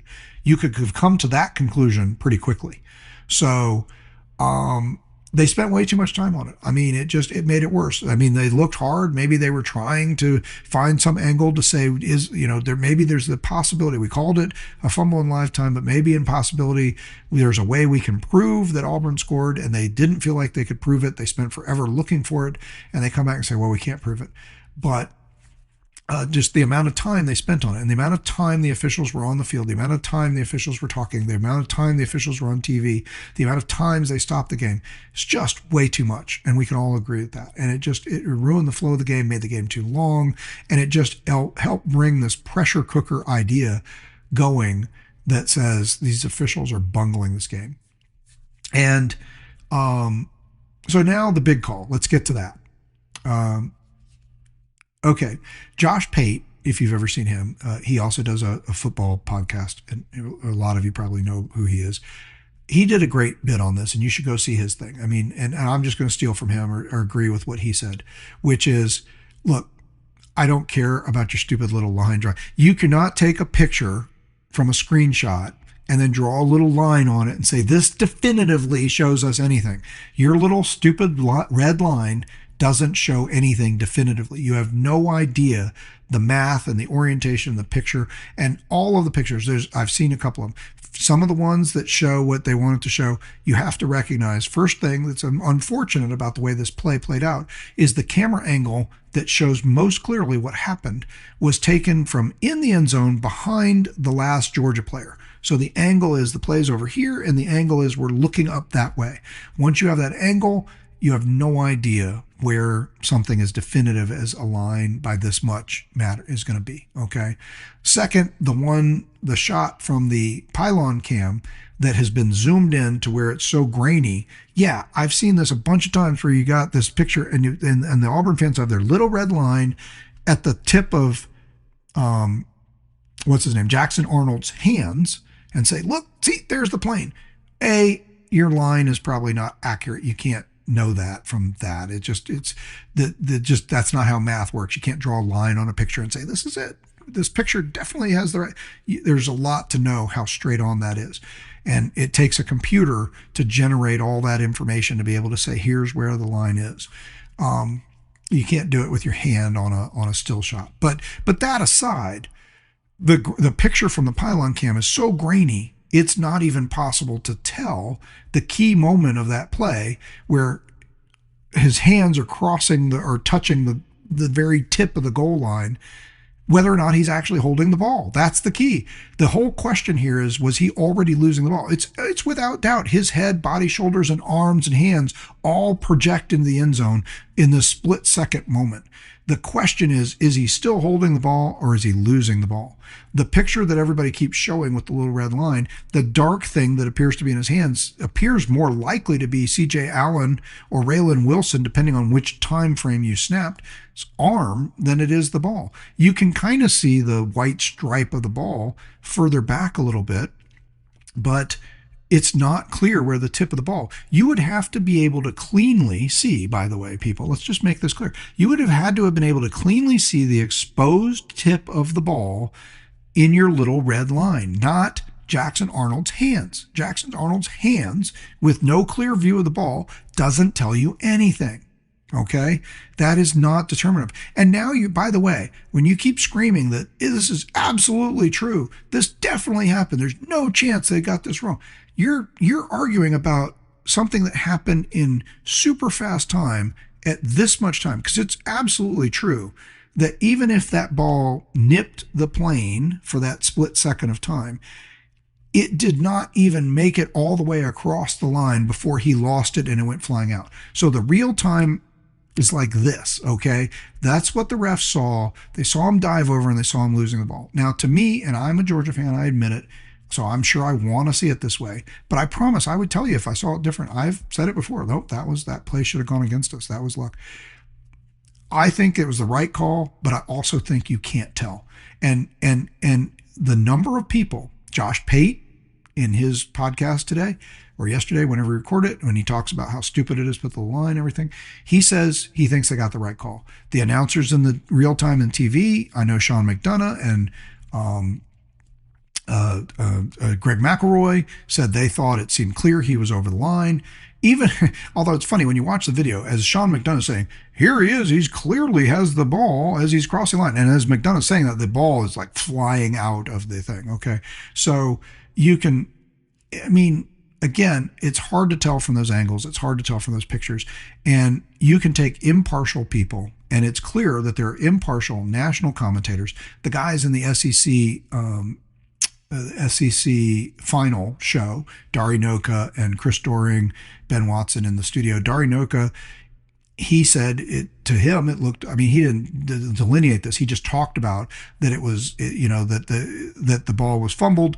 And he talked about the other aspect of the play I'll get to in a minute, that, where was the spot and what was the call there. So he seemed to think it was a fumble. Josh Pate thinks it's a fumble. Other people, Sean McDonough during the broadcast thought it was clearly a touchdown.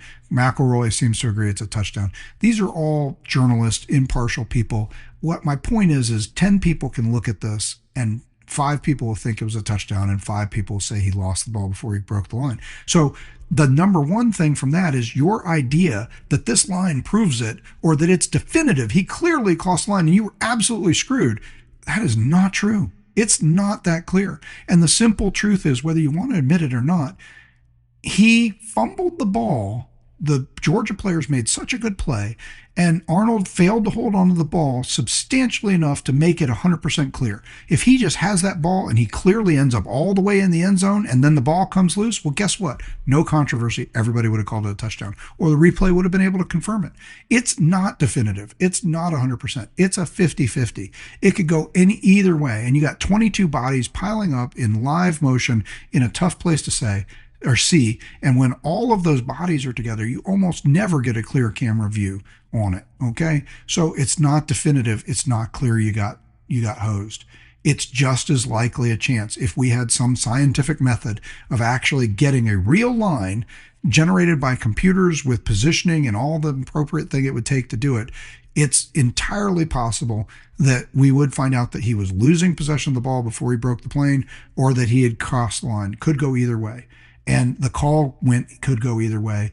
It looks reasonable in live time that the refs saw as the ball was coming out. It looks to me like he's losing the ball and the ball gets punched out and he starts losing it before he gets over the line. His whole body goes over, the ball comes with him a little bit, then bounces back. But he clearly did not definitively carry it over the line, hand it right over that spot and say, there it is, touchdown. You don't see it clear, and you don't clearly see the end of the ball at any point. The most you could maybe tell is where the white stripe of the ball is, but that doesn't tell you how far from the front to under the hands. You see Arnold's hands, but you don't see the end of the ball. There's nothing definitive in it. So you need to get over the idea that it's definitive. You need to get over the idea that you clearly got screwed. That's not true. I understand it's a tough call, and I understand it seemed really important, and you feel like it all went against you. And I'm sympathetic to that. I'm sure I would feel hard done by this too. And that's the terrible thing about 50-50 calls, which is what this is that the call can go either way and there's just no resolution to it. So if you want to feel bad about that, I get it. There's no resolution to this that's going to make you feel good. That part's true. You're never going to know for sure that it did or didn't break the plane. It's not definitive. Don't say it is. Everybody knows that. In fact, the fact that so many people can't even tell in slow motion, in replay, and in live motion, and that 100 people, 50 will say it was a touchdown and 50 will say it won't. If you took impartial people who cared nothing about Auburn or Georgia or football, that's what you would get from this, because it's just too hard to tell.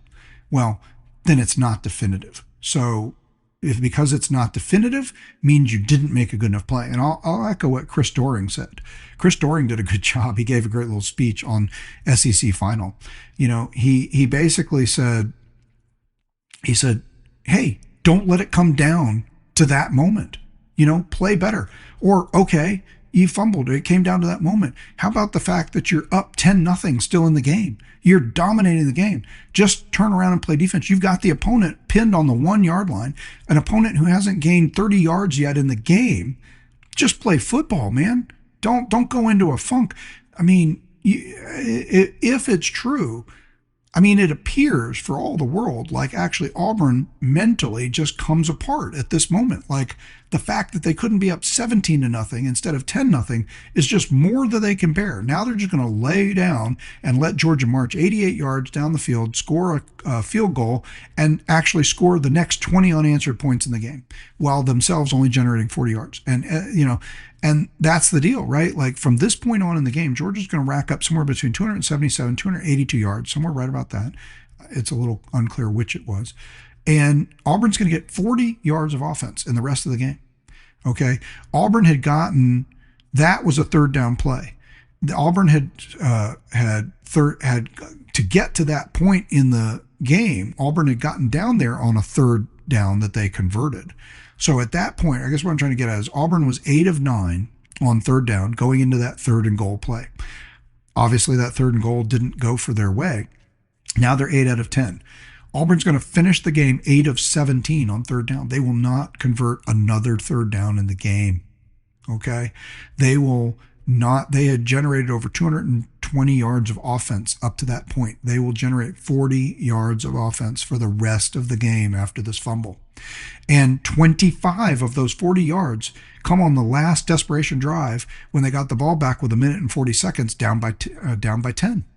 So Georgia slips them more into a prevent defense. They get out to midfield. They get 25 yards of their 40. So they gain 15 yards while the game is still in question. From the time of the fumble near the end of the first half through the entire second half, Auburn's going to gain 15 yards, not convert a single third down. Okay, and not score a single point. So, look, you had the whole rest of the game to play. You're up 10-0. I know you feel really bad about that call going against you. And I also think it was terrible how they spent so much time on the call, and it just made the whole thing feel worse. But the reality is this actually could have been and should have been the greatest replay in the history of replay, because this should have been one of the only times I've ever heard of where the actual call on replay should have been Auburn touchdown or Georgia touchdown. That's what they should have been determining, because Georgia gets their ball. The Georgia player, Kyron Jones, who picks it up, is never down. He gets up off of a pile of people and runs the length of the field the other way and scores a touchdown. And there's some discussion that a whistle was blown. Other people say they never heard a whistle. It's unclear. Again, another total failure of the refs is to manage the game. If they blew the whistle, they shouldn't have blown the whistle because the play wasn't dead or stopped, and there was no reason to blow the whistle. If they didn't blow the whistle, just claiming that the play was stopped or saying there was a whistle blown when nobody can hear a whistle, that's also poor.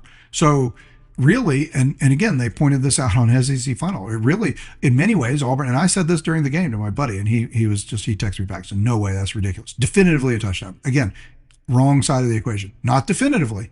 If it was definitive, we wouldn't be having this argument. If you guys just powered the ball into the end zone and just boom, in the end zone, no questions asked, then it would have been a touchdown. Yeah, that's definitive.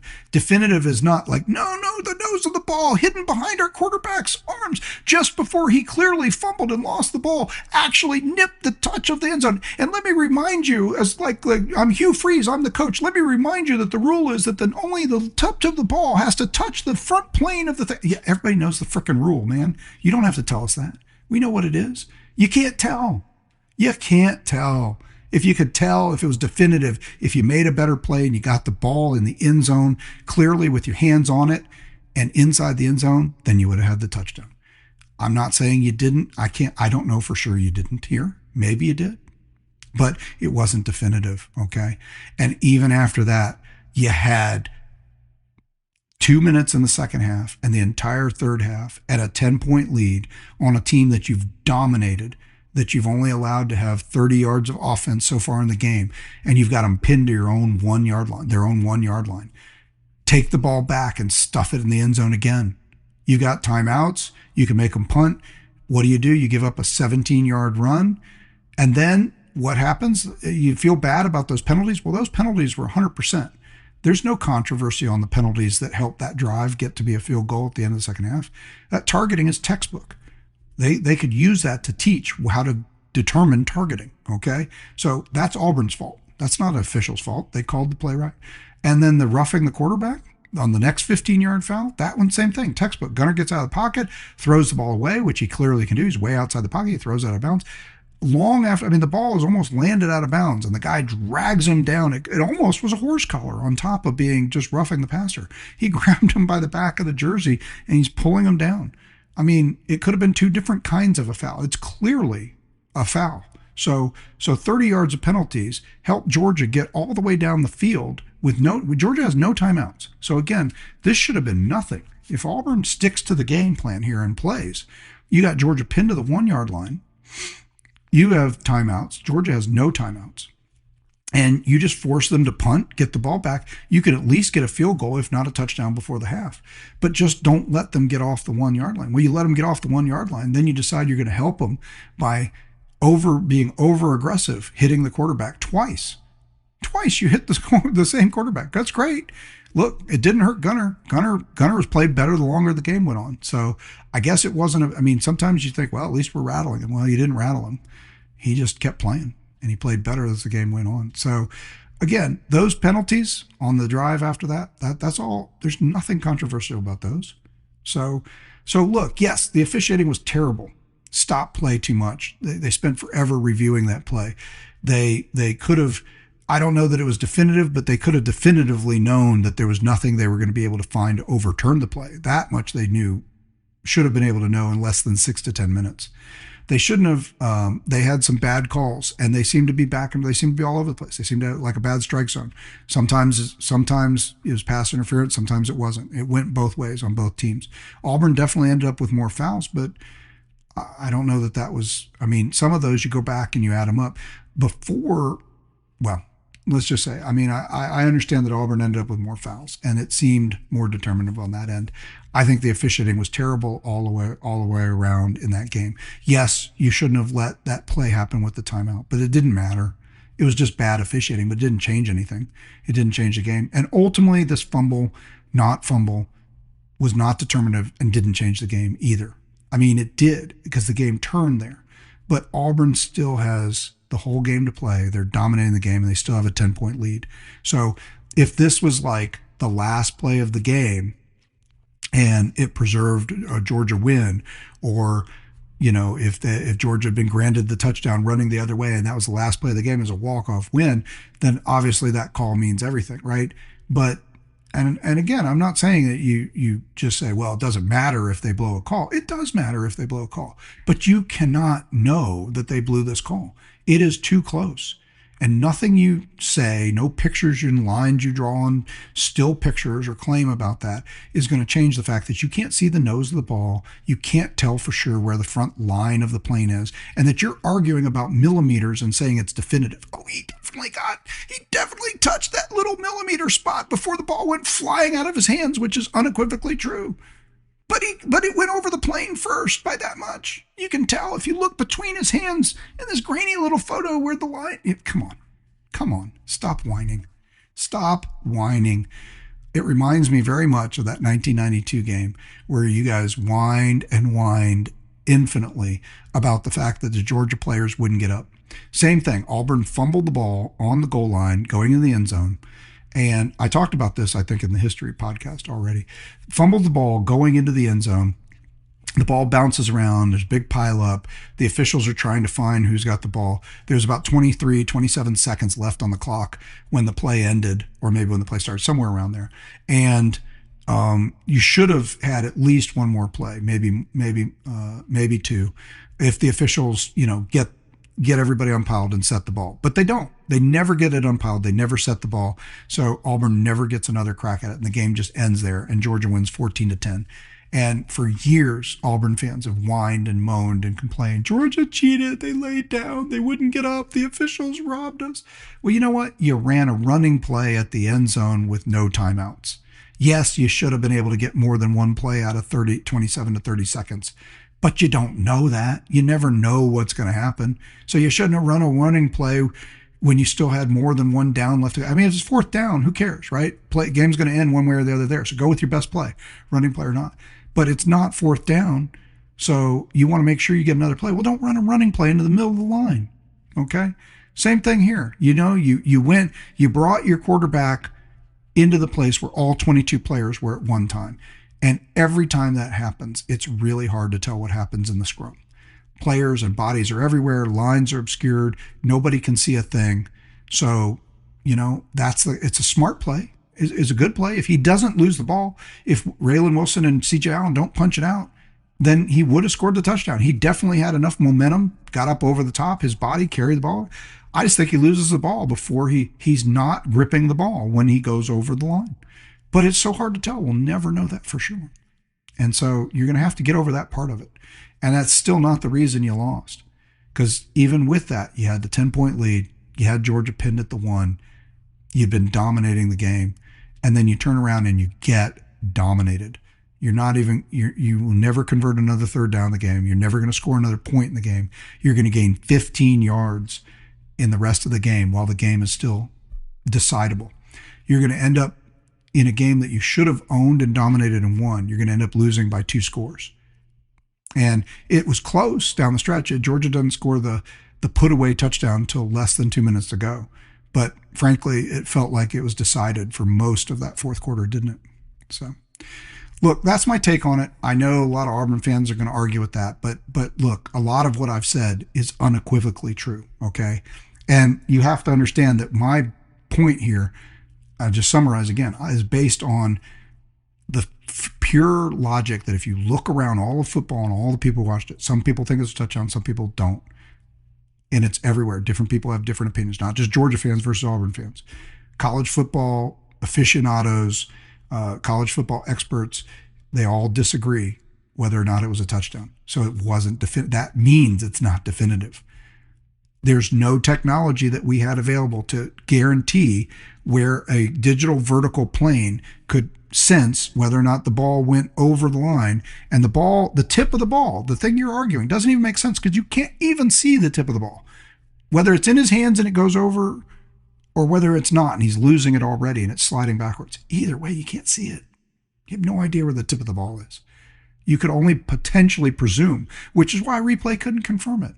Oh, here's the white. Yeah, I mean, what are you thinking? Replay. Okay, here's the white stripe of the ball. The ball is 3.5 inches after the white stripe to here. So we can measure here on the screen, and 3.5 inches puts the line. No, come on.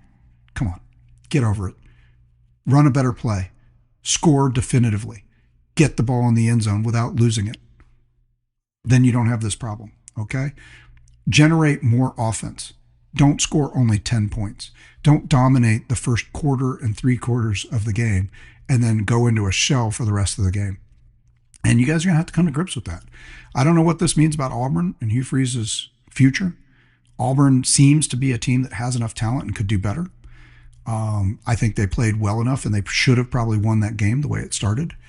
And I think it's quite a testimony to Georgia's heart and fight to come back in it. But I feel like Auburn had to help on some level. I mean, I can't believe that they just completely. I think the Georgia defense made a huge turnaround, but it's hard to believe that they held them to literally 15 yards in the rest of the game without Auburn helping a little bit in that. Okay, there's a lot. This is probably one of our longer podcasts, and I didn't mean it to be that way, but that's the consequence of so much to talk about. So look, it was a great, exciting game. It was wonderful to have another just super memorable edition of a great rivalry. That's what makes it. This, if anything, proves my point about rivalry. It matters so much. We care so much because it's, neither of these teams might win any championships this year. Georgia's on the edge. Auburn's out. Neither of these teams might matter, but at the end, for both of these teams, this game might come down to being one of the bigger moments in the season. What happened in this game and how you get to think about it and talk about it and ruminate over it until we get to the same game next year, same time, which thank goodness the SEC has preserved. That's already a win from this season, that we know the Georgia-Auburn game will continue on for 131, 132, 133, 134 editions. And I can't wait for all of those. They are going to be great. So glad this game was that much fun. I'm glad you were here with me today. Please share the podcast with others. You can find us on Apple, Spotify, YouTube.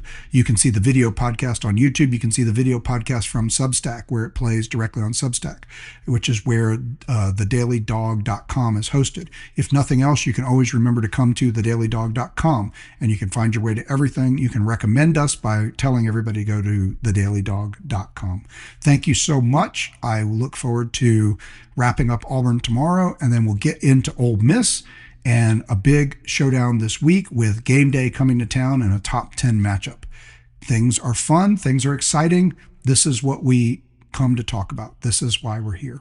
So controversy, fun, excitement, and the unknown. I look forward to seeing or hoping you're here with me again for the next podcast. Thank you so much. And as always, go Dogs.